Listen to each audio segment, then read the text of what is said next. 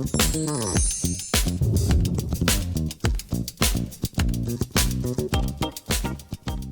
I'm Mr.E. You probably use colons a lot, but do you use them correctly? Colons look like this, and you shouldn't confuse them with their complicated little brother, the semicolon, which looks like this. So would you like to find out about how to use colons? Let's go. Here's an example.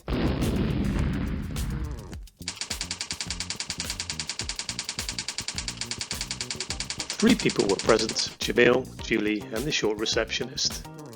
And there's our colon. I like to think of a colon as a flashing arrow, signalling ahead to the next point. And in this case, the colon stands for "and they were."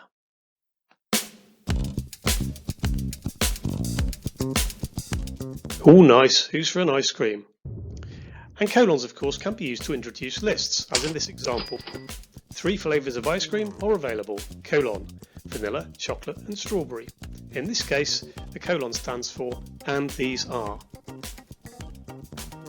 In a recipe book, you might see a colon being used like this. Yummy! So here, the colon stands for "as follows."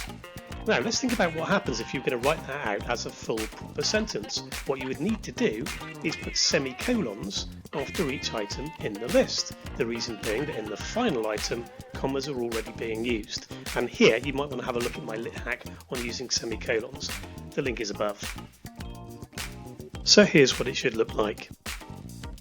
Finally, you can think of a colon as separating a statement from a clarification or explanation. You have your statement and then you have your explanation following. So our statement is she was soaked to the bone.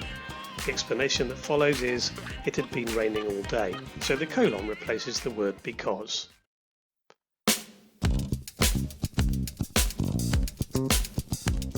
Finally, you can use colons to introduce direct speech, as in this example. Mr. E said to his class somewhat hopefully, "I have a real thing for cakes and ice creams." Bit of a theme developing here, isn't there?